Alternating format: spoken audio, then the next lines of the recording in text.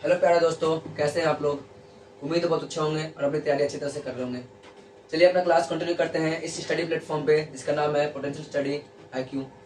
चलिए आज से अपना क्लास 12th का क्रैश कोर्स जो कि शुरू करने जा रहा हूँ मैं। ठीक है, अगर आप बिहार बोर्ड के हैं जो इस बार एग्जाम देना है आपको 2023 में, तो आपको क्रैश कोर्स लाया हूँ आपके लिए। ठीक है, बिल्कुल कम समय में वन शॉट वीडियो होगा, एक ही वीडियो में पूरा चैप्टर फिनिश हो जाएगा। ठीक है, एक ही वीडियो के अंदर पूरा चैप्टर फिनिश।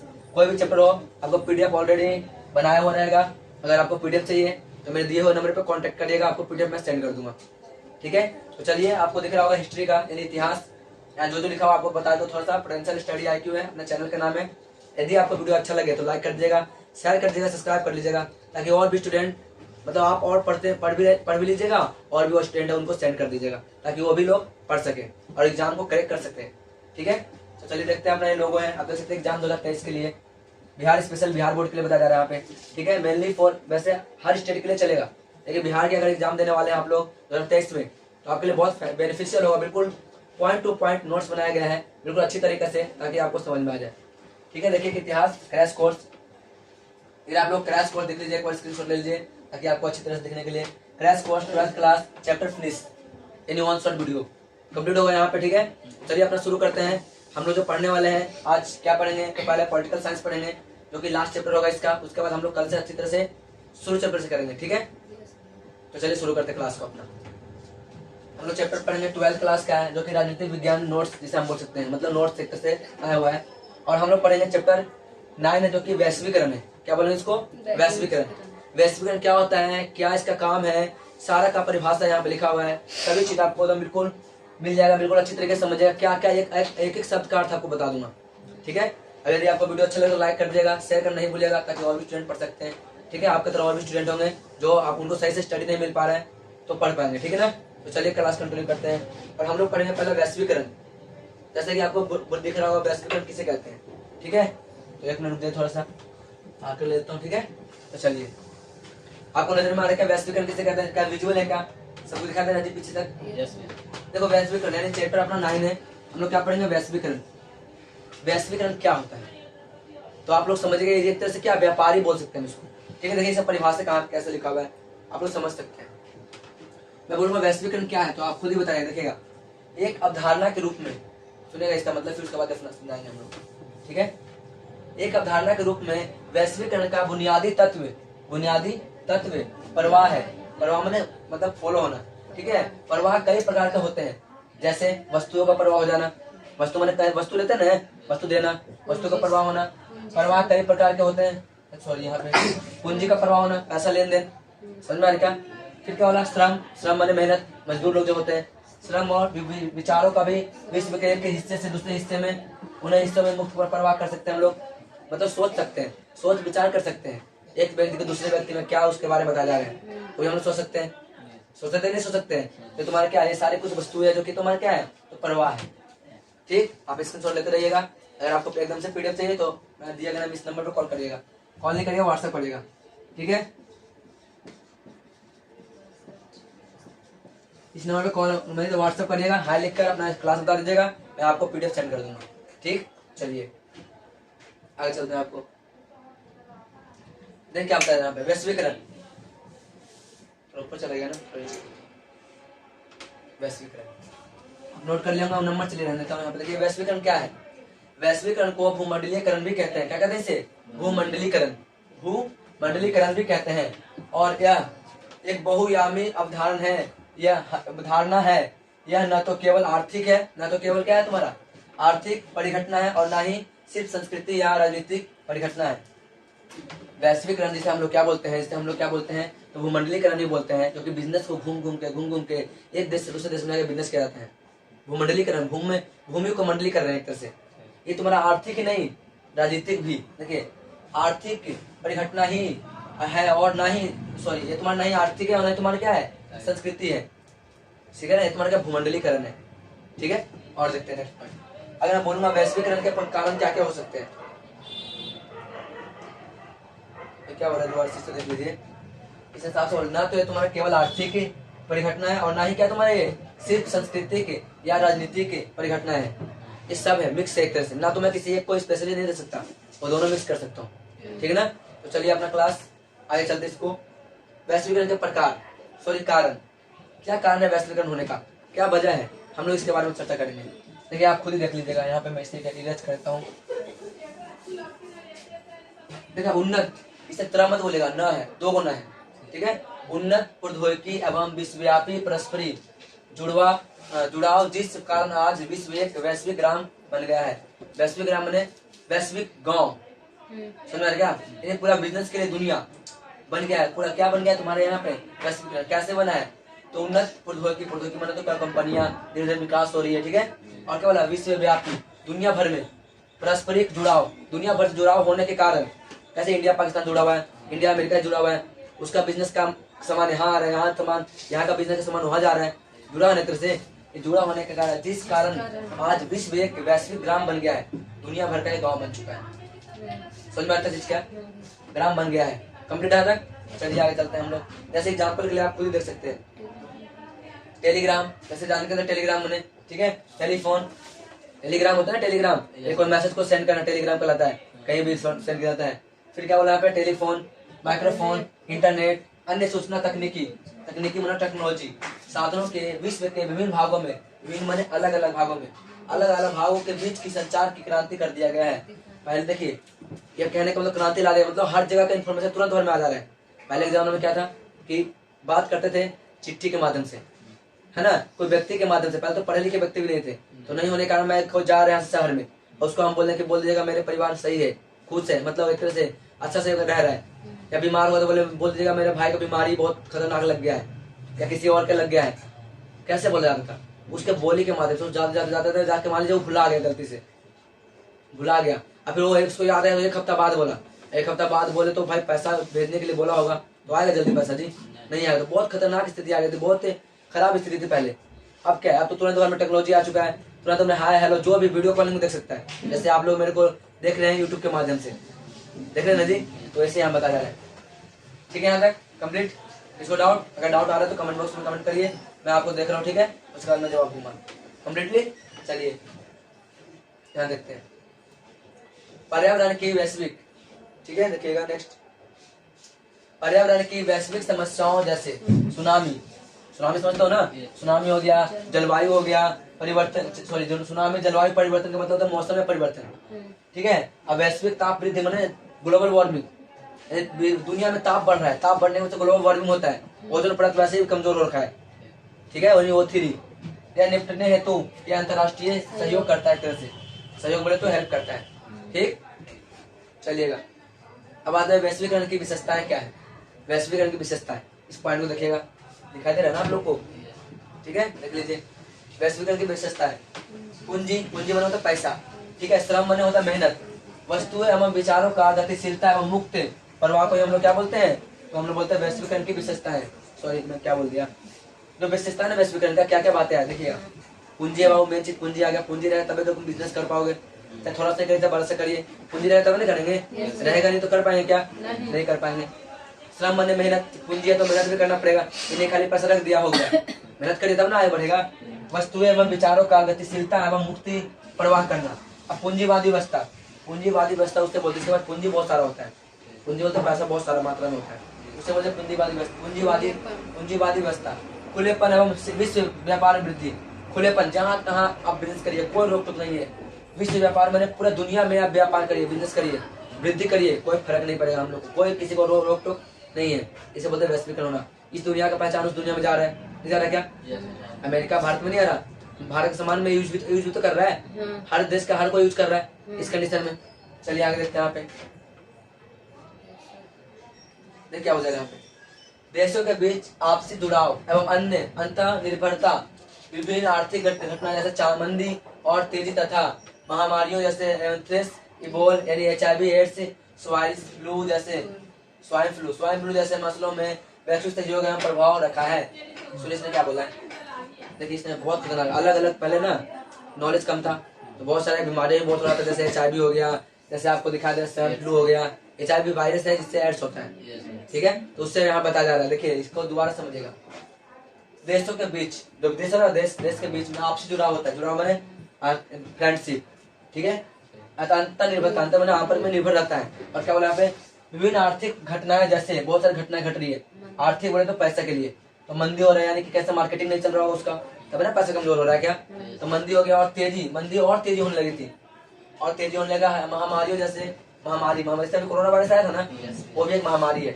जैसे पोलियो पहले के जमाने में टीबी महामारी के लिस्ट में डाल दिया गया, पोलियो भी जिसे लकवा मारते हैं वो भी तुम्हारा महामारी के लिस्ट में डाल दिया गया। धीरे धीरे सबका इलाज होना संभव हो पाया, ठीक है। रेबीज से हम लोग बोलते हैं कुत्ते का बीमारी है, काटने के बाद कुत्ता का बीमारी होता है रेबीज होता है, उसका भी इलाज हो गया। बहुत सारे ऐसे कंडीशन जो इलाज होने लगा है। यही बोल रहा है कि महामारियों जैसे एंथ्रेक्स क्या महामारी है, एब्रोला क्या बोलते हैं महामारी बीमारी है, और HIV एड्स तो बहुत खतरनाक है भाई। ये तुम्हारा HIV वायरस है, ठीक है, ये तुम्हारा क्या एड्स है, इससे होता है। फिर बोलोगे स्वाइन फ्लू, ठीक है, ये सब तुम्हारा क्या वायरस है, तुम्हारा क्या महामारी के रूप ले लेता है, जिसको एक बार हो जाए दोबारा कभी ठीक नहीं हो सकती। जैसे देखना आप, जैसे मामलों में वैश्विक सहयोग एवं प्रभाव भी इसमें रखता है, सपोर्ट करता है दूसरे देशों को कम्प्लीटली। यहाँ तक चलिए आगे देखते हैं। वैश्वीकरण के उदाहरण क्या होता है, देखिएगा। वैश्वीकरण के उदाहरण बोले तो एग्जाम्पल, विभिन्न विदेशी वस्तुओं की भारत में उपलब्ध युवाओं को कैरियर के विभिन्न नए अवसरों का मिलना, किसी भारतीय का अमेरिका कैलेंडर एवं समयानुसार सेवा प्रदान करना, ठीक है। मतलब फसल के खराब हो जाने से कुछ किसानों द्वारा आत्महत्या कर लेना। देखो इसमें क्या बोला है, वैश्वीकरण बहुत सारा फैला, देखिए कैसे बोल रहा है। बहुत सारे विदेशी वस्तुएं आते हैं भारत में, बहुत सारे बिजनेस करते हैं, युवाओं कैरियर के विभिन्न नए अवसरों का मौका देते हैं, और किसी भारतीय का अमेरिका कैलेंडर एवं समय अनुसार सेवा प्रदान करता है। अमेरिका के कैलेंडर के अनुसार से कहने का तो हमारे समय के अनुसार उसे सेवा करने के लिए प्रोड्यूस किया जाता है। और इसमें क्या बोला है, फसल के खराब हो जाने से बहुत लोग ऐसे होते हैं किसान जो मतलब फसल खराब होने के जाने से अपने आप को मौत के लिस्ट में ले जाते हैं, आत्महत्या कर लेते हैं। क्यों करते आत्महत्या? क्योंकि भाई सुनिए, रीजन है करने का ना, हमारे किसी उधार लिया होगा, फसलें खराब हो गया, अब उसे डेली के डेली पैसा मांगेगा, मुझे पैसा दे, और दे पाया क्या? फसल खराब ना हो गया जी, तो कैसे दे पाएगा? इस कंडीशन में बेचारा तंग होके आत्महत्या को लिस्ट अपनाता है, बोलता है मैं जा रहा हूँ, ठीक है। आगे देखते हैं, आत्महत्या कर लेना, आगे देखते हैं क्या हुआ, बोलो। चल देखिए आगे यहाँ पे, अनेक खुदरा बेटे में व्यापारी बोलते हैं, खुदरा में रिटेल बोलते हैं, ठीक है। देखिएगा, अनेक खुदरा रिटेल से हम लोग व्यापारियों को डर है कि रिटेल में प्रत्यक्ष विदेशी निवेश यानी FDI लागू होने से बड़ी रिटेल कंपनियां आएगी और उनका रोजगार छीन जाएगा। समझ में क्या बोल रहा है? ये बोल रहा है कि विदेशी से आने से डर है, ये बड़े बड़े कंपनियां आएगी, ठीक है, आगे तो आएगी, अब आने के बाद तुम्हारे गरीब लोग हैं ना, उनको छीन जाएगा। क्या छीन जाएगा जी? उनका बिजनेस छीन जाएगा, और छीनने के कारण खराब हो जाएगी। समझ में आ क्या? इस कंडीशन में बताया जा रहा है। और आगे देखते हैं, यहाँ पे छीन जाएगी, आगे देखिए, डर था उनको।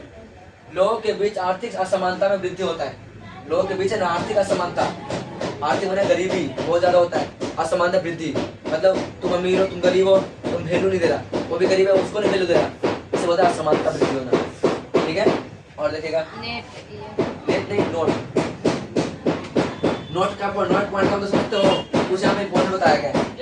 ये देखिएगा, ये उदाहरण सकारात्मक एवं नकारात्मक दोनों प्रकृति के हो सकते हैं, मतलब ये सही भी हो सकता है और गलत भी हो सकता है, इसे बोलते हैं नोट पॉइंट में लिखा हुआ है, ठीक है।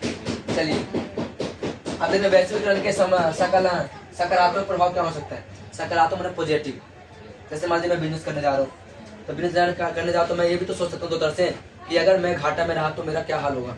मैंने 10 लाख पूंजी लगा दिया, ठीक है, तो ये भी तो सोच सकता हूँ कि अगर मैं 10 लाख लगाया, अगर मेरा अच्छा बिजनेस गया तो मैं करोड़पति बन सकता हूँ।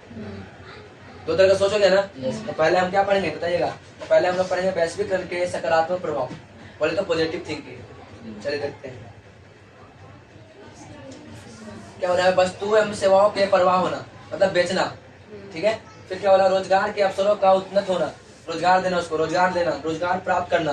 जब आप बड़े बड़े बिजनेसमैन बन जाएंगे ना, तो रोजगार किसी को दे सकते हैं, खुद तो कर ही रहे लेकिन दूसरे को भी दे सकते हैं, यही बोल जा रहा है। रोजगार के अवसरों का उत्पन्न करना, उत्पन्न होना, एक तरह से तकनीकी एवं शिक्षा का आदान प्रदान करना, तकनीकी एवं टेक्नोलॉजी। इस तरीके से आपको टेक्नोलॉजी के माध्यम से प्रोजेक्टर से आपको मैं पढ़ा रहा हूँ एक तरह से, ठीक है। टेक्नोलॉजी तो एक तरह से टेक्नोलॉजी पहले लिखने में इतना बहुत मुश्किल होता है, हर एक चीज को लिखना पड़ता है। अब आपको ऑलरेडी लिखा हुआ मिल रहा है, समझ में आ क्या? नोट्स के माध्यम से, किसी के माध्यम से आपको मिल रहा है, यूट्यूब के माध्यम से। आप बड़े बड़े क्लास में जाइए, क्लास करने। पेड कोर्स, कोई पेड कोर्स नहीं है, फ्री है, बिल्कुल फ्री क्रैश कोर्स चल रहा है। आप पेपर में 4 आ सकते हैं। इतना कह सकते हो कि अगर अच्छे से पढ़ के जाइएगा ना, हर एक क्वेश्चन को डील कर दीजिएगा। 12th क्लास का पूरा सब्जेक्टिव है, मतलब पूरा कॉन्सेप्ट चल रहा है इसके अंदर, है ही 12th क्लास का। समझ में आ रहा क्या? चलिए आगे देखते हैं। यहाँ पे यानी क्या बोले इसे, क्या बोलते हैं, टेक्नोलॉजी, शिक्षा मैंने एजुकेशन में आपको दे रहा हूँ, है ना। ये आदान प्रदान होता है, आदान प्रदान में लेन देन कर सकते हैं। आपको कमेंट बॉक्स में पढ़ सकता हूँ कि आपका क्या राय है, क्या अच्छा पढ़ा रहा हूँ, क्या खराब पढ़ा रहा हूँ। जैसा भी आपको लगे जरूर कमेंट बॉक्स में कमेंट करिएगा कि आप सर आप ऐसे नहीं पढ़ाए, आप ऐसे पढ़ाएं, आप ऐसे नहीं पढ़ाएं। थोड़ा सा जरूर करिए कमेंट, ताकि हमको लगे कि हाँ यार मैं गलत पढ़ाया हूँ, चाहे थोड़ा सा लगे कि और अच्छा से एक्सप्लेन करना चाहिए था, तो मैं करूँगा। ठीक है, आप कमेंट बॉक्स में जरूर करिए कमेंट। आगे देखते हैं हम लोग। फिर क्या बोले इसे, जीवन शैली में परिवर्तन। जब तुम्हारा क्या होता है, जब सोच बढ़ेगी, बिजनेस बढ़ेगा, तो हमारा जीवन नहीं बदलेगा जी। पहले कैसे गरीब लोग से रहते थे हम लोग, धीरे धीरे अमीर बनता गया। तुम्हारा कंडीशन सही हो गया, घर का स्थिति सही हो गया, पैसा के लिए कोई कमी नहीं होने लगा, हर एक बिजनेस को इकट्ठा करने लगा, भाई बहन को पढ़ाना शुरू कर दिया। इससे बोलते हैं क्या, तो जीवन शैली में परिवर्तन हो जाना। फिर क्या बोला, विश्व के लोगों से जुड़ाव। दुनिया भर से जो लोग है ना, उससे क्या हो रहा है, एक तरह से जुड़ाव हो रहा है। जुड़ाव मतलब जैसे मैं आपको नहीं जानता, अमेरिका वाले को नहीं जानता, कैसे जान गया? तुम्हारे वैश्वीकरण से जाना हूँ, बिजनेस करने के माध्यम जाना हूँ, ठीक है ना, तब नहीं जाना हूँ जी। यही बताया जा रहे हैं। आगे देखते हैं यहाँ पे एक और लास्ट पॉइंट, देखिए क्या बोला यहाँ पे, आर्थिक मजबूती प्रदान करना एवं आत्मनिर्भर बनना। मतलब जो पैसा कमजोरी में हम लोग जूझ रहे थे, उसे सही करना और आत्मनिर्भर बनना। मतलब मैं सोच रहा हूँ मेरा ही है एक तरह से, समझ ना, मैं किसी के भरोसे पे नहीं हूँ, खुद के भरोसे पे रहिए, दूसरे के भरोसे पे नहीं रहिए। अब मांझी क्या बोलते हैं, द माउंटेन मैन सुने होंगे आप लोग मांझी को, वो बोलते हैं कि आप इतना बड़ा पहाड़ कैसे तोड़ दिए जी। तो एक ही सवाल का जवाब देता है कि आप क्या बोलते हैं, आप भगवान के भरोसे मत रहिए, क्या पता भगवान आपके भरोसे हो सकता है ना जी। आप भगवान के भरोसे है कि कहना पड़ेगा, अरे कहना पड़ेगा मैं पास कर दूंगा, भगवान सोच रहे यार कहना ही पड़ेगा कि पास होगा, तो हो सकता है कि भगवान आपके भरोसे बैठे हो, तो ऐसा नहीं बैठे। ठीक है, अपना कम्प्लीटली अपना जितना भी सिलेबस है सब कंप्लीट करेंगे, अब बिल्कुल 4 जाए पेपर को। चलिए आगे देखते हैं। अब देखिएगा नेक्स्ट पॉइंट, इसको हम लोग क्या बोलेंगे, वैश्वीकरण के नकारात्मक प्रभाव क्या होगा। ठीक है, चलिए देखिए, लघु मने होता है छोटा सा, क्या होता है, छोटा। देखिए आप लोग देख लीजिए एक बार, ठीक है। चलिए, लघु मने होता है छोटा सा, तो लघु कुटीर उद्योग का पतन हो जाना। पतन मने खत्म, खलास। भाई छोटा बिजनेस रहेगा तो भाई तो सोचते हैं कि अगर मैं छोटा बिजनेस कर रहा हूँ हो सकता है खत्म हो जाए हमेशा के लिए, सोच सकते हैं ना जी। इस कंडीशन में चल रहा है। अब देखते हैं, अमीर अधिक के अमीर और गरीब हो जाता है। बात सही है, पता है। मान लीजिए मैं गरीब आदमी, अब मैं बिजनेस पे लगाया पैसा 3 लाख रुपए, अब लगाया तो सोचिए मैं लगाया, लेकिन मेरा बिजनेस टिक नहीं पाया, क्योंकि मैंने अच्छे तरह से नहीं सोच पाया था कहाँ पर मैं बिजनेस लगाऊं जो ज्यादा बेटर होगा। अब मैं डूब गया, फिर तो मैं तो बहुत खतरनाक हो गया। फिर एक तरह से गरीबी होगा और गरीब बन गया, और जो अमीर होता है वो और अमीर बनता है, उसको अलग से टेक्निक होता है, पैसा भी होता है, हर चीज का अवेलेबल होता है, तब जाके वो कंप्लीट कर रहे हैं। समझ में आया क्या, इस कंडीशन में बता रहे हैं। ओके, सही है यहाँ तक। चलिए आगे चलते हैं हम नेक्स्ट पॉइंट, संस्कृति पतन। मतलब संस्कृति का मतलब होता है क्या, संस्कृति मतलब रहन सहन। तो नीचे करता हूँ, देख लीजिए, ठीक है। संस्कृति मतलब क्या होता है, रहन सहन। तो रहन सहन यानी कल्चर, हमारा कल्चर भी क्या होता है, खत्म हो जाता है। पतन मतलब होता है खत्म हो जाना, ठीक है। अब आगे देखते हैं नेक्स्ट पॉइंट, ये क्या हो यहाँ पे, आर्थिक गतिविधियों को विदेशी कंपनियों का वर्चस्व हो जाना। वर्चस्व मतलब समझिएगा, हमारी जो आर्थिक गतिविधियां है ना बाबू, जिससे हम कमा के खा रहे हैं, ये जो मेरा आर्थिक गतिविधियां चल रहा है वो पूरी से पूरी अंग्रेजों पे डिपेंड हो जाना। यानी क्या बोला, विदेशी कंपनी में डिपेंड हो जाना कि अगर वो आएगा वो सामान लेगा तब जाके मेरा घर चलेगा, और नहीं लेगा तो घर से नहीं चलेगा। यही बोला जा रहा है यहाँ पे। देखिए क्या बोला, फिर समझिएगा इसको। आर्थिक गतिविधियों को विदेशी कंपनियों का वर्चस्व मैंने होता है उसका अंडर में हम आ जाएंगे, ठीक। फिर क्या हो रहा है, देखिए पूंजीवादी और पूंजीपतियों का वर्चन। पूंजीपति मतलब क्या, पैसा वाला। तो पैसा वाला यहाँ पे क्या होता है, पैसा वाला का ही वर्चस्व चलेगा यहाँ पे, सही तो बोलो ना। पूंजीपतियों का वर्चस्व कंपनियों का, हाँ देखना क्या, जिसके पास पूंजी बहुत रहेगा ना वही तुम्हारे यहाँ पे चला पाएगा, और जिसके पास नहीं रहेगा वो क्या, वो चला नहीं पाएगा। समझ में आ रहा क्या, इस कंडीशन में यहाँ पे खत्म हो जाएगा। फिर अब आते हैं नेक्स्ट पॉइंट, वैश्वीकरण के प्रकार कितने होते बाबू, ठीक है। हम लोग आधा पहुंच गए हैं, बता चैप्टर खत्म होने वाला है, आधा पार होने वाले हैं। हम लोग क्या पढ़े, वैश्वीकरण के प्रकार क्या होता है। वैश्वीकरण, तो वैश्वीकरण तो अभी बता दें क्या क्या होता है। मतलब बिजनेस करना समझ में आ रहा है सबको? ऐसा तो नहीं है ना पार हो रहा है, ठीक है, सब सबको तो समझ में आ रहा है ना? चलिए देखते हैं यहाँ पे। अब आते हैं वैश्वीकरण के प्रकार। वैश्वीकरण का मतलब आप सिंपल समझिएगा भूमंडलीकरण, मतलब धरती पे पूरा घूम घूम कर बिजनेस करना, उसे क्या कहेंगे हम लोग? वैश्वीकरण कहेंगे या भूमंडलीकरण कहेंगे, दोनों एक ही चीज है, ठीक है। चलिए ये 3 भागों में बांटा गया है। पहला देखिएगा तुम्हारा क्या है? राजनीतिक कारण, मतलब राजनीतिक प्रकार, ठीक है। दूसरा क्या तुम्हारा? आर्थिक प्रकार। तीसरा क्या है? सांस्कृतिक प्रकार। राजनीतिक क्या? हाँ वही प्रकार बोलते हैं यहाँ पे, 3 भागों में। राजनीतिक क्या होता है? राज्यों में राजनीतिक के मध्य देखिएगा। तो वैश्वीकरण के राजनीतिक प्रभाव क्या होता है? प्रभाव की बात हो रहा है यहाँ पे, देखते हैं प्रभाव क्या है, कैसे कैसे तुम्हारा क्या बोलते उससे वैश्वीकरण कैसे राजनीतिक बातों में प्रभाव में आ गया, क्या नहीं आना चाहिए, क्या आना चाहिए, वो सारे कंडीशन हम लोग देखेंगे, ठीक है। बिल्कुल अच्छी तरीके से देख लीजिएगा। चलिए वैश्वीकरण से, सही सुनेगा, वैश्वीकरण से राज्य की क्षमता में कमी आई है। सुने क्या बोल रहे हैं यहाँ पे? वैश्वीकरण से राज्य की क्षमता में क्या हो गई? कमी आई है, ठीक है। राज्य अब कुछ मुख्य कार्यों जैसे कानून व्यवस्था बनाना तथा सुरक्षा तक ही सीमित है। इसे क्या बोला यहाँ पे? क्या बोला? कार्य कानून बनाना तथा सुरक्षा तक ही सीमित किया गया यहाँ पे, पहला पॉइंट। दूसरा देखिएगा, अब बाजार, देखिए अब बाजार आर्थिक और सामाजिक प्राथमिकताओं का मुख्य निर्धारक है। समझे क्या बोल रहे हैं यहाँ पे? अब जो बाजार है ना, जो चल रहा है, अब बाजार आर्थिक मतलब पैसा वाला और सामाजिक प्राथमिकताओं का मुख्य निर्धारक है। मतलब अभी के डेट में जिसके पास पैसा है और जो राजनीतिक में सबसे ज्यादा सत्ता रखता है, उसी का बाजार चल रहा है। सत्ता बोले तो पावर, ठीक है। चलिए आगे देखते हैं। देखो राज्य की प्रधानता बरकरार है तथा उसे वैश्वीकरण से कोई खास चुनौतियां नहीं मिल रही है। वैश्वीकरण में कुछ उसे खास चुनौती नहीं दे पा रहे हैं। चुनौतियां बहुत उससे मतलब कंडीशन में नहीं आ रहे, यही बोला था राज्य की प्रधानता, राज्य का यही कहना है। आगे देखिए नेक्स्ट पॉइंट। इस पहलू के अनुसार, पहलू मैंने जो अभी हम पढ़ रहे थे, इस पहलू के अनुसार वैश्वीकरण के कारण अत्याधुनिक प्रौद्योगिकी के बलबूते से बोलते हैं बूते राज्य अपने नागरिकों के बारे में सूचनाएं जुटा सकते हैं। ये क्या बोले इसने?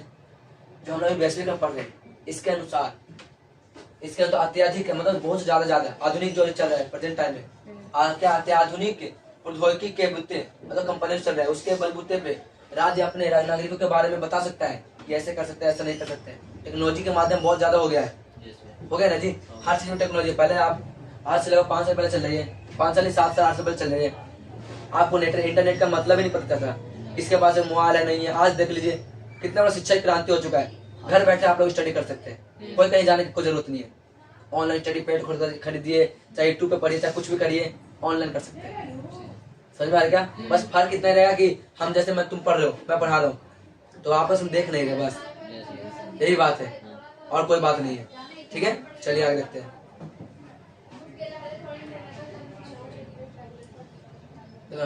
जुटा सकते हैं सबको सरकार को। आगे क्या बोल रहे हैं आपने?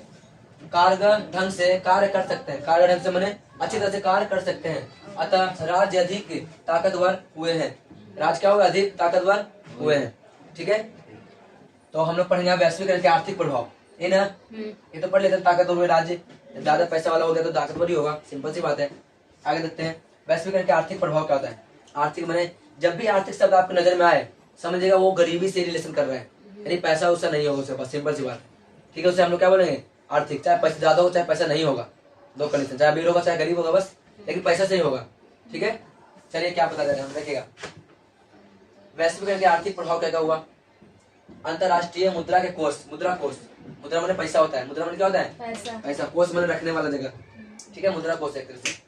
तो अंतरराष्ट्रीय मुद्रा कोष, वैश्विक विश्व बैंक, विश्व बोलते हैं, विश्व बैंक एवं विश्व व्यापार संगठन जैसे अंतरराष्ट्रीय संस्थाओं द्वारा आर्थिक नीतियों का निर्माण। इस संस्थाओं में धनी, प्रभावशाली एवं विकासशील देशों का प्रभुत्व होता है, मतलब है एक तरह से, मतलब ये बोल रहा है ना आर्थिक स्थिति में क्या बताया जा रहा है यहाँ पे, ये देश के बारे में बता रहे हैं, एक देश दूसरे देश से कैसे रिलेशन में है, मतलब कैसे वैश्वीकरण हम लोग कर रहे हैं। तो पहले बोला अंतरराष्ट्रीय मुद्रा कोष, पूरा दुनिया में जैसे मान लीजिए कोई देश है, जैसे पाकिस्तान है, अमेरिका है, भारत है, जापान है, चाइना है, श्रीलंका है, बहुत सारा नाम है देशों का। मान लीजिए श्रीलंका गरीब देश में आ गया, ठीक है, और बहुत अपने आर्थिक स्थिति से जूझ रहा है, उसके बाद पैसा नहीं है कि वो अपने जनता को खुश कर सकता है, तो क्या करेगा, अंतर्राष्ट्रीय मुद्रा कोष पैसा देगा उसको कि लीजिए अपने अपने जनता को खुश करिए, अपने मतलब जो गरीबी हालत है वो दूर करो, बाद में पैसा तो दे ही देगा मुझे। कैसे हम लोग बोलते हैं कि उधार दे देना, तो ऐसा अंतर्राष्ट्रीय मुद्रा कोष है, वैश्विक दुनिया भर को उधार देता है। ठीक है, तो ऐसा देश जो मतलब कमजोर है और गरीबी स्थिति में आ चुका है तो उसको सही करेगा ये। ठीक, यही बोल जा रहे हैं। दोबारा पढ़ता हूँ। अंतर्राष्ट्रीय मुद्रा कोष विश्व बैंक एवं विश्व व्यापार, व्यापार माने बिजनेस, व्यापार संगठित जैसे कि अंतर्राष्ट्रीय संस्थाओं द्वारा आर्थिक नीतियों का निर्माण। इस संस्थाओं में भी धनी, प्रभावशाली एवं विकासशील देशों का प्रभुत्व है। धनी देश होगा, ठीक है, और क्या बोला इसने बोला, प्रभावशाली मतलब अच्छे खासे देश को प्रभाव करेगा वो। ठीक है, फिर क्या बोला, विकास, विकसित देश, जो विकास हो चुका है पूरी तरह से। देखिए विकसित और विकासशील में अंतर है। विकसित उसे कहते हैं जो हो चुका है, जैसे अमेरिका हो गया, विकसित हो चुका है बिल्कुल 100%। अब विकासशील उसे बोलते अभी हो रहा है, जैसे भारत हो गया, चाइना हो गया। ठीक है, सब विकास धीरे धीरे हो रहा है। ठीक है ना, चलिए आगे देखते हैं नेक्स्ट पॉइंट। आयात, चलिए करता हूँ, देखिएगा आयात प्रतिबंधों, आयात प्रतिबंधों में अत्यधिक कमी। आयात माने होता है लेन देन, यानी बेचना एक तरह से, ठीक है ना। निर्यात, आयात माने खरीदना, निर्यात माने बेचना होता है। तो आयात प्रतिबंधों में अत्यधिक कमी पूंजी के प्रवाह से पूंजीवादी देशों को लाभ, परंतु श्रम के क्या बोले यहाँ पे निर्बाधन प्रभाव न होने के कारण विकासशील देशों के कम नाम है। मतलब इसलिए साफ साफ बोला, पूंजी के प्रवाह से पूंजीवादी देशों को लाभ, परंतु लाभ तो हो रहा है, परंतु श्रम माने मेहनत करने वाले मजदूर लोग, श्रम के निर्बाधक प्रवाह न होने के कारण, मतलब श्रम लोग नहीं इधर जा रहे, कारण विश्व विकासशील देशों को कम नाम है। देखिएगा विकासशील, अविकसित, देखिए बोला विकासशील देश जैसे भारत हो गया, चाइना हो गया, ये लोग उतना अच्छे खासे नामों में लिस्ट में नहीं आता है। क्यों? सही से इनके पास अवेलेबल नहीं है, कुछ भी पूंजी नहीं है ना एक तरह से। ठीक है, चलिए ठीक है। विकसित देशों द्वारा वीजा का नाम सुना है ना, एक देश से दूसरे जगह जाने के लिए प्लेन से जाते हैं, जो यूज करते हैं। तो विकसित देशों द्वारा वीजा नीति द्वारा लोगों की आवाजाही पर प्रतिबंध माने क्या होता है, रोक लगाना। रुक जा, नहीं जान देंगे, समझ में आ गया। वैश्वीकरण के कारण सरकारें अपने सामाजिक सरोकारों, सामाजिक जो काम होता है ना उसका, सामाजिक सरोकारों से मुंह मोड़ रही है और उनके लिए सामाजिक सुरक्षा कवच की आवश्यकताएं हैं। देखिए सरकार को उसको हेल्प करने की जरूरत है, मुंह मोड़ रही है। मुंह मोड़ने का मतलब होता है तुमको जरूरत है पर मैं तुमको जरूरत का नहीं दे रहा हूँ, से ठीक है, उसे बोलता है मुंह मोड़ लेना। ठीक है, गाना सुना होगा, मुंह मोड़ के मत जा। ठीक है, तो इसी का मतलब होता है। चलिए वैश्वीकरण के आलोचन करते हैं। देखिएगा इसे हम लोग क्या कहते हैं, तो वैश्वीकरण के आलोचक कहते हैं कि आलोचक माने उसे बेइज्जती करने वाला होता है ना जी। देखिए हर एक काम में दो गो होता है, कोई काम करेगा तो उसमें दो तरह का रिश्ता मिलेगा, रिलेशन। एक तो अच्छा है, दूसरा क्या होगा, खराब, मतलब बुरा। एक तरह से कोई भी चीज कितना भी अच्छा रहेगा ना, उसमें पक्का है कि बुरा जरूर कुछ ना कुछ होगा। अब कोई मतलब ऐसा नहीं है, जैसे प्रोजेक्टर ही मान लीजिए आपको पढ़ा रहे, कभी कभी घिस जाता है, तो इसका मतलब नहीं खराब है। ठीक है, हर एक अच्छाई में थोड़ा सा बुराई होता है, और उसको निगलेक्ट कर दीजिए है ना, आगे देखिएगा जी। तो हर एक चीज में फिर तो खराब नजर आएगा। अब बोर्ड पे आपको पढ़ा रहा हूँ, बोला कितना गंदा बोर्ड है, सही से क्लीन भी नहीं है। ये क्या मतलब है, जो है उसको मैं अच्छा नहीं है। हर एक बुराई में मतलब क्या होता है, अच्छाई में एक बुराई होता है, तो बुराई को नहीं देखेंगे, ठीक है, अच्छाई देखेंगे। चलिए इसने क्या बोला है, इसने बोला कि वैश्वीकरण के आलोचक कहते हैं कि इससे समाजों में आर्थिक असमानता बढ़ रही है। सोचो बेवकूफ कहीं का, आर्थिक असमानता बढ़ रहा है जी। अरे भाई बिजनेस करने से क्या होता है, दुनिया में पहचान होती है। हमको जो पहले मान लीजिए गाँव में बेच रहा हूँ मैं, तो गाँव में बढ़ के लोगों ने खरीदेगा जी। अगर मान लीजिए मैं दूसरे जगह जाके बेचूंगा तो फिर सब जगह खरीदेगा। ठीक है, अगर मान लीजिए मैं पढ़ा रहा हूँ, अब मैं यहाँ खाली ऑफलाइन स्टडी दे रहा हूँ, तो भाई ऑफलाइन ना खाली पढ़ेगा। अब मैं ऑनलाइन स्टडी दे रहा हूँ, तो मतलब मेरे दुनिया पढ़ेगा। जिसके पास नोटिफिकेशन जाएगा वो तुम्हारा बने, उसको पढ़ लेगा, फिर पढ़ेगा ना, वो भी नॉलेज प्राप्त कर लेगा। तो यही बात यहाँ पे भी होगी। अब कुछ लोग बोलते हैं ना कि आज समानता बढ़ रही है, मतलब गरीबी अमीरी बढ़ रहा है। बताओ तुमको क्या बोलते हैं, तुम गरीब हो अमीर हो, असमानता मैंने देख रेख में भावनाएं बढ़ रही है, ये बेकार की बात है, बहुत लोग बोलते भी है। ठीक है ना, इतना समझ में आ रहा क्या, आलोचना मैंने बेइज्जती करने वाले व्यक्ति। ठीक है, तो 100 गो में होते हैं 2 गो 3 गो। चलो आगे देखते हैं। वैश्वीकरण का संस्कृति प्रभाव क्या होता है।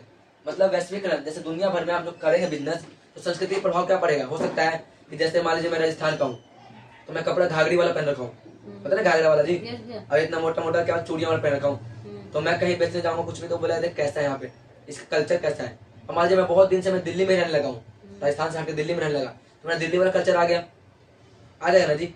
अगर मान लीजिए कोई मैं मान लीजिए मैं गोवा का रहने वाला हूँ, तो गोवा से रहने के बाद गाँव में आ गया तो बहुत दिन तक गाँव में रह गया, तो हो सकता है मेरा कल्चर गाँव वाला बन जाए, बन जाएगा ना। तो यही बोले जा रहे हैं यहाँ पे भी कि वैश्वीकरण का सांस्कृतिक प्रभाव क्या क्या हो सकता है, तो हम लोग देखेंगे इसके अंदर। ठीक, चलो देखो, सांस्कृतिक समारूपता द्वारा विश्व में पश्चिमी संस्कृतियों को बढ़ावा मिला है। पश्चिमी संस्कृति जैसे सिंधु घाटी सभ्यता बोलते ना, उसे वैसी क्या पश्चिमी सभ्यता है, पश्चिमी संस्कृतियां हैं, क्या क्या वहाँ का रहन सहन है, क्या क्या खान पीन है, कैसे लोग रहते हैं, कैसे लोग कपड़े पहनते हैं, ठीक है, कैसे लोग बात करते हैं, कैसे लोग सोते थे। पुराने जमाने में अगर मैं बात करूँ कि अमीरी और गरीबी कैसे पहचाना जाता था, तो जो अमीर व्यक्ति होता था बोलता था ना, देखिए जो अमीर व्यक्ति है वो मर गया, उसको कहने का मतलब था ना कि कभी कभी ना कभी मैं भगवान आएंगे हमें जिंदा कर देंगे, है ना, इससे अच्छा है कि मुझे सारा हार पहना दीजिए, ठीक ना। तो इससे मालूम चलता है कि जो मर गया ना व्यक्ति कोई भी, तो उसका हार उस सगरों में मतलब हड्डियों में मरने के बाद बचेगा, जिंदा आएगा। लेकिन उनका मानना था, बेवकूफ थे वो लोग, बेवकूफ की बात नहीं बोल सकते हम लोग, उनके पास नॉलेज नहीं था उनका कि एक व्यक्ति जो मर जाता है कभी जिंदगी में जिंदा नहीं हो सकता, समझ में क्या। तो लोग लगता था उनको ना कि भगवान आएंगे हम लोग जिंदा कर देंगे, पर ऐसा संभव नहीं है, उनका हड्डियां मिला है, ठीक है, नहीं मिला जी, हड्डियां में हार मिला, तो मालूम चला कि वो अमीर आदमी है, और जिसके पास नहीं मिला उसको समझते वो गरीब आदमी है, ठीक है ना। चलिए आगे देखते हैं। इसने बोला दूसरा पॉइंट क्या बोला, खाने पीने में, खाने पीने एवं पहनने में भी विकल्पों की संख्या में वृद्धि हो रहा है। खान पीन क्या रख रहे हो तुम, क्या कपड़े पहन रहे हो, है ना, कैसे रहन सहन है आपका, वो सारा डिपेंड करेगा संस्कृति का। बिजनेस करोगे भाई, पहले देखिए मैं छोटा सा बिजनेस कर रहा हूँ, तो मैं गरीब हूँ, तो मैं कपड़ा गरीब ही जैसा पहनूंगा ना, कौन सा महंगा कपड़ा आपको देगा मुझे जी, और हमारे पास पैसा नहीं खरीदने क्या। जैसे धीरे धीरे पैसा आने लगा बहुत बड़ा लेवल में पहुंच गया, तब अच्छे खासे लेवल का कपड़ा पहनने लगा, तो यही बोल जा रहे हैं यहाँ पे, ठीक है। जैसे बिजनेस बढ़ेगा वैसे वैसे क्या होगा, अपने घर की स्थिति भी अच्छी हो जाती होती जाएगी, ठीक। चलो, लोगों में संस्कृति परिवर्तन पर दुविधा भी हो जाएगा।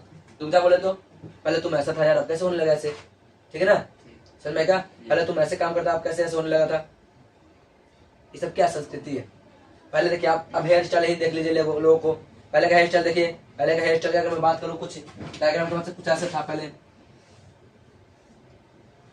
ऐसा था, देखिए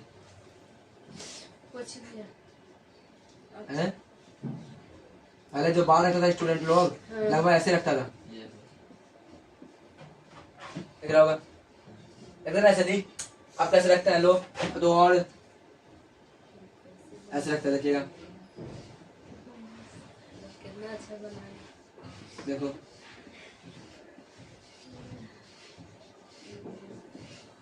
ऐसे लगता है खड़ा,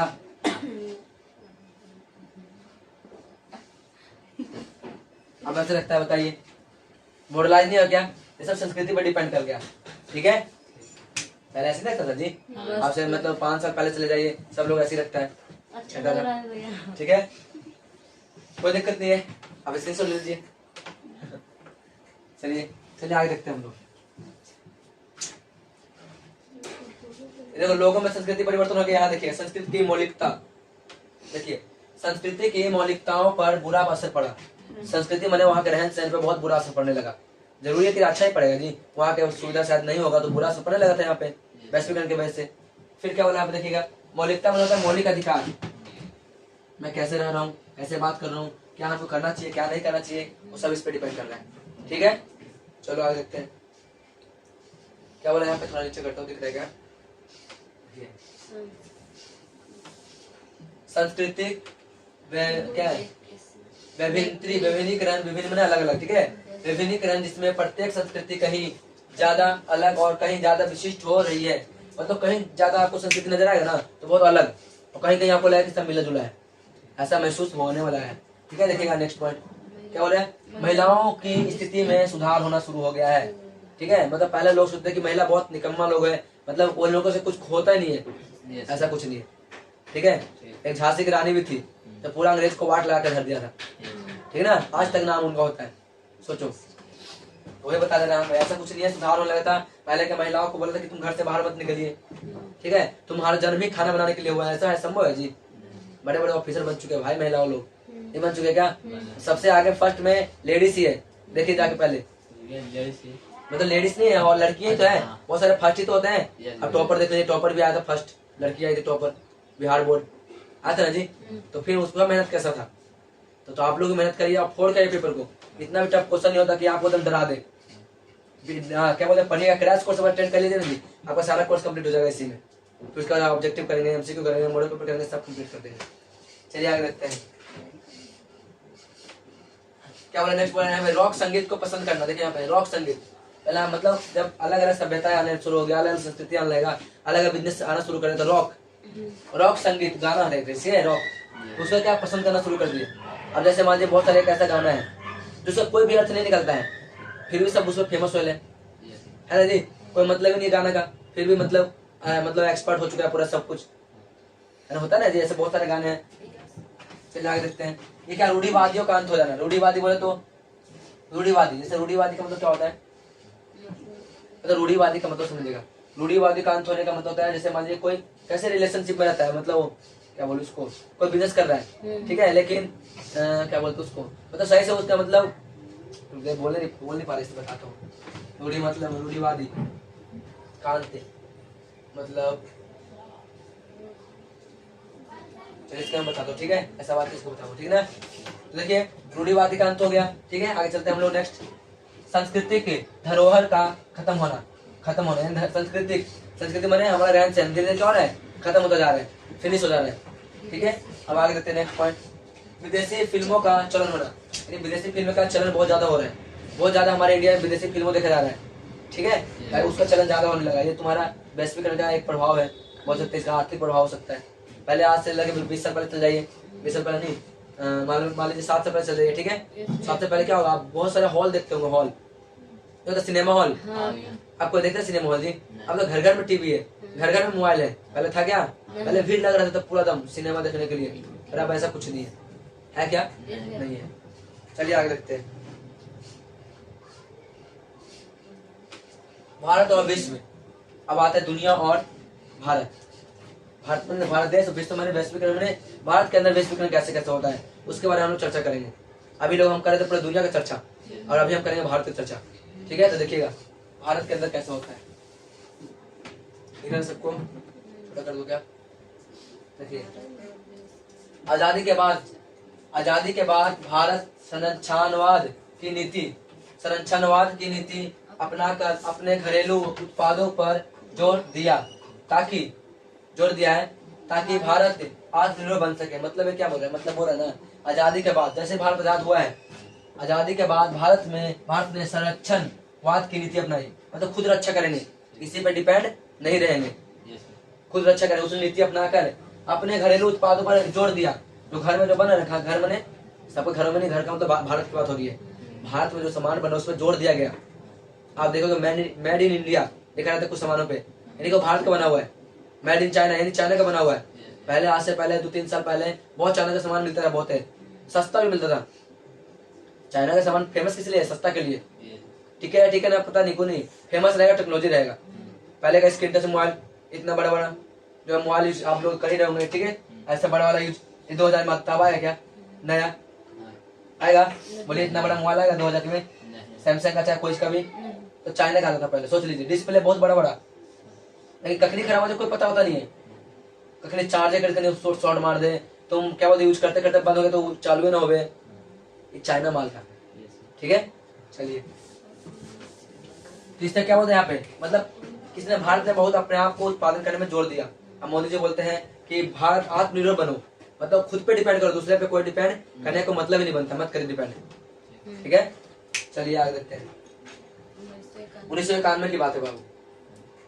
1991 में लागू नई आर्थिक नीति द्वारा भारत के वैश्वीकरण के लिए तैयार हुए और खुलेपन की नीति अपनाई गई। मतलब जैसे 1991 में नई आर्थिक नीति अपनाई गई तो भारत के अंदर वैश्वीकरण के लिए तैयार हुआ, बिल्कुल हाँ मैं बिजनेस करूंगा, हर जगह बिजनेस करूंगा। और इसने क्या बोला, खुलेपन के लिए, खुलेपन में जहां मन तहां बिजनेस करिए, कोई नहीं रोक सकता। समझ में आ रही था चीज क्या। चलिए आगे देखते हैं। और यदि आपको वीडियो अच्छा लग रहा हो तो लाइक कर दीजिएगा, बीच में से तो बोल रहा हूँ लेकिन आप कर दीजिएगा लाइक, अगर देख रहे हैं तो, अगर नए हैं तो सब्सक्राइब जरूर कर लीजिएगा, ठीक है। और शेयर कर नहीं भूलिएगा कि और भी स्टूडेंट पढ़ सकते हैं आपका तरह ही। चलिए आगे देखते हैं यहाँ पे। आज वैश्वीकरण के कारण सुनिएगा यहाँ पे, खुलेपन में समझ में आया, नीति अपनाई, मतलब जहां मन तहां बिजनेस करिए, खुलेपन, बिल्कुल आजादी। ठीक, चलो आगे देखते हैं। आज वैश्वीकरण के कारण भारत की आर्थिक वृद्धि, जो आर्थिक वृद्धि है ना, तो भारत की आर्थिक वृद्धि दर कितना हो गया, 7.5% वार्षिक की दर से बढ़ रही है, मतलब हर एक साल बढ़ रही है इतना परसेंट। ठीक, जो कि 1990 में कितना था, 5.5% था, और 1991 में कितना हो गया, 2 पॉइंट बढ़ गया लगभग। तो इतना बढ़ गया, तो क्या बोला यहाँ पे, पहले इतना थी, इतना बढ़ा प्रति वर्ष, तो 5.5% वार्षिक थी। अब भारत के अनिवासी भारतीय विदेशों में भारतीय संस्कृति को बढ़ावा दे रहे हैं। ठीक है, और यहाँ देखते हैं, भारत के लोग कंप्यूटर सॉफ्टवेयर में अपना वर्चस्व स्थापित करने में कामयाब हो रहे हैं। वर्चस्व मैंने अपना दिलचस्पी, हर एक पॉइंट को सक्सेस कामयाब बनाने के लिए यहाँ प्रयोग किया जा रहा है, प्रयोग भी हो रहे हैं, मतलब सफल भी हो रहे हैं भारत के लोग। आगे देखते हैं हम लोग, है ना, वर्चस्व स्थापित करने में कामयाब रहे हैं, एक तरह से बोल सकते हैं। आज देखते हैं, आज दिखाई दे रहा है ना सबको, विजुअल है ना। आज भारतीय लोग वैश्विक स्तर पर उच्च पदों पर आसीन है, आसीन माने बैठे हुए, बड़े बड़े ऊंचे पद पे बैठे हुए हैं, अब आसीन होने में सफल हुए हैं। सोचो, सफल बोले तो कामयाब हुए हैं यहाँ तक पहुंचने में, समझ में आ रहा सबको। आगे देखते हैं वैश्वीकरण के विरोध क्या होता है। वैश्वीकरण के विरोध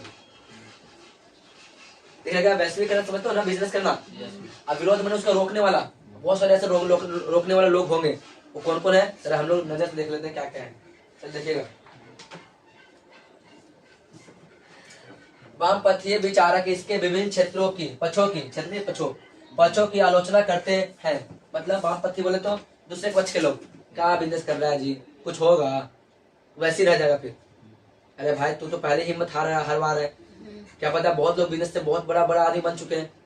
छोटे मोटे रेगने से तो अच्छा है कि हम लोग बिजनेस करना शुरू कर दें, कुछ करने बैठने से तो अच्छा कुछ करने शुरू कर दें, ये ना होता है जी। तो लोग बहुत नीचा गिराने वाले भी होते हैं। आप लोग को भी कोई स्टूडेंट मिल जाता होगा, क्या कर रहा है जी, पढ़ रहे हैं, ए यार चोरी तो चलेगा ऐसी, बिहार बोर्ड तो है, लीक तो क्वेश्चन हो जाता है। अरे भाई लीक हो जाता तो तुम ठीक है मानते पास हो जाते हैं, आगे जाके क्या करोगे, आपको कंपटीशन में जाना है, फिर तो ये वाला न पढ़ोगे, तो फिर अभी से कहाँ ध्यान देंगे, फिर टाइम वापस थोड़ी ना आता है।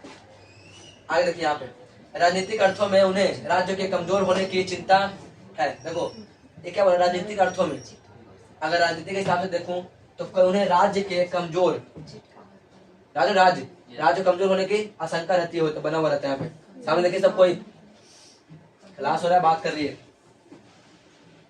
सामने देखिएगा, क्लास में नो टॉकिंग। देखिए नेक्स्ट पॉइंट, मैं क्या बोल रहा था, क्या आर्थिक क्षेत्र में वह कम से कम, आर्थिक मैंने वही गरीबी स्थिति, आर्थिक क्षेत्र से कम कुछ क्षेत्रों में आर्थिक निर्भरता एवं संरचनावाद का दौरा कायम करना चाहते हैं, मतलब रक्षा करने के लिए। क्या बोला इसने, कम से कम निर्भरता, मतलब अपने पे निर्भर करने के लिए। यहाँ पे क्या बोला, संरचनावाद का दौरा मतलब संरचनावाद हेल्प करने के लिए, सपोर्ट करने के लिए, इसे यूज करने के लिए बोला जा रहा है। फिर क्या बोला यहाँ पे देखिएगा नेक्स्ट पॉइंट, सांस्कृतिक संदर्भ में इनकी चिंता है कि परंपरागत संस्कृति को हानि होगी, परंपरागत जो संस्कृति चल रहा है हम लोग का, उसे हानि होगी, और लोग अपने सदियों पुराने सदियों मैंने बहुत पुराने, जैसे हम लोग रामायण को पूजा करते हैं, राम को पूजा करते आ रहे हैं, तो हो सकता है कि बीच में अपना कल्चर भूल जाए। यही बोला जा रहा है कि सदियों पुराने जीवन मूल्य तथा तौर तरीकों से हाथ धो देंगे, ऐसा हो जाएगा। क्या बिजनेस करने से ऐसा होता है कि भाई आप पढ़े लिखे व्यक्ति हैं, आपको समझदारी है, आप हर चीज समझ सकते हैं, तो फिर ऐसे कैसे हो सकता है, नहीं हो सकता। चलिए अब आगे देखते हैं नेक्स्ट पॉइंट।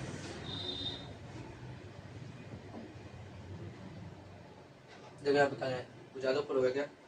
चलिए ये क्या बोल रहा है, वर्ल्ड सोशल फोरम यानी वर्ल्ड सोशल फोरम ना हो, उदारवादी माने वैश्वीकरण, मतलब क्या बोलते हैं सभी जगह बिजनेस करने के लिए। उदारवादी वैश्वीकरण के विरोधी का एक व्यापक मंच है। इनके तहत नवउदारवादी में नए जो विकास हो रहे हैं, नवउदारवादी वैश्वीकरण के विरोध का एक विश्व व्यापक मंच है, जो कि सबसे खास मंच माना जाता है इसको, जो विरोध करने का है।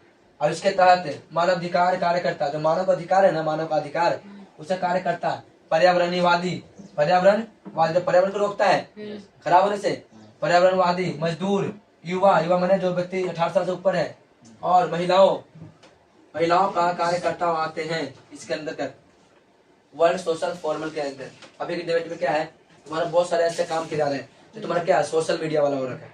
क्यों हो रखा है? हर कोई एक यूट्यूबर घर में बन सकता है, सर मेहनत करेगा तो बन सकता नहीं जी। हर कोई जरा से आप मीडिया वाला कहीं भी देख लीजिए, अब किसी मीडिया वाले जरूरत नहीं बुलाने की। अगर आप अच्छे टॉपर हैं तो आपके जो घर में गांव में जो होते हैं यूट्यूबर लोग, वो आपको क्या करें, शूट करके आप फैला सकते हैं, बता सकते हैं इसके बारे में। ठीक है, चलिए एक लास्ट पॉइंट है, देखिएगा 1999 देखिए 1999 में सीटेल में विश्व व्यापक संगठन की मंत्री स्तरीय बैठक का विरोध हुआ था, जिसका कारण आर्थिक रूप से ताकतवर देशों द्वारा अब व्यापार के अनुचित और तरीकों के विरोध में हुआ था। अनुचित तरीकों मतलब ताकतवर देश होता है, उसके अनुचित तरीकों से विरोध में किया गया था। और चैप्टर अपना यहाँ पे क्या हो जाता है, समाप्त हो जाता है। और ये वीडियो पूरा खत्म, यानी वन शॉर्ट फिनिश वीडियो, यानी चैप्टर अपना कंप्लीटेड। पूरा 1 घंटा क्लास हुआ, जितना भी हुआ देख लीजिएगा। ठीक है, वहां तक खत्म हो गया अपना पूरा चैप्टर ही। वीडियो कैसा लगा बताइएगा यहाँ तक। यदि वीडियो आपको अच्छा लग रहा है और लगा तो आप कमेंट बॉक्स में कमेंट करिएगा। अगर आपको कहीं समझ नहीं आया तो बताइएगा, मैं वीडियो को सुधारूंगा। ठीक है, और अगर वीडियो अच्छा लगे तो लाइक कर दिएगा, शेयर कर दिएगा, सब्सक्राइब कर लीजिएगा। मिलते हैं फिर नेक्स्ट टॉपिक के साथ, न्यू चैप्टर के साथ नेक्स्ट क्लास में। तब तक के लिए बाय। आप चाहे तो स्क्रीनशॉट ले लीजिए, मैं बता दो फिर से, इस नंबर पे कांटेक्ट कर लीजिएगा, आपको पीडीएफ भी सेंड कर देंगे। ठीक है, कितना 51 और 92। इस नंबर पे कांटेक्ट नहीं करिएगा, कॉल नहीं करिएगा, व्हाट्सएप करके हाई कर दीजिएगा। अब बोलिएगा मैं इस क्लास में हूँ, मुझे पीडीएफ चाहिए, बस इतना मैं पीडीएफ आपको सेंड कर दूंगा। टेलीग्राम अभी बनाने वाला हूँ। ठीक है, टेलीग्राम चैनल मतलब उस पर जो होगा वो बनाने वाला, उस पर फिर टेलीग्राम को आपको लिंक दे देगा नीचे डिस्क्रिप्शन में। उसके बाद आप जाकर वहां से नोट्स कर लेते हैं, डाउनलोड कर सकते हैं कंप्लीट। और चलिए आप लोग यहाँ तक, अगर क्या बोलते हैं, वीडियो देखने के लिए धन्यवाद आप सभी को। और आप सभी अपने संकल्प कर लीजिए कि इस बार बोर्ड को 4 के आना है। 4 के बोले तो एक क्वेश्चन का हिसाब लेना उसको। आपको पहले थ्योरी कंप्लीट कराया जाएगा क्रैश कोर्स के माध्यम से, यानी क्रैश कोर्स ये पहला क्लास खत्म क्रैश कोर्स का, जिसे हम बोल सकते हैं। और पहले से चल रहा था, लेकिन ये शुरू से भी कराएंगे, ठीक ना। तो इससे कंप्लीट हो जाएगा बहुत जल्दी। और आप लोग तब तक घर पे ही पढ़ते रहिए और याद करते रहिए। ठीक है, मिलते हैं अपने क्लास में, तब तक के लिए बाय। आप स्क्रीनशॉट क्या पीडीएफ चाहिए तो स्क्रीनशॉट क्यों लेंगे, या फिर नोट कर सकते हैं तो नोट करना टाइम नहीं है आपके पास, पढ़िए उस चीज को, मोबाइल में डाउनलोड करिए, स्क्रीनशॉट ले लीजिए या फिर पीडीएफ ले लीजिए। ठीक है, मिलते हैं नेक्स्ट क्लास में, तब तक के लिए बाय।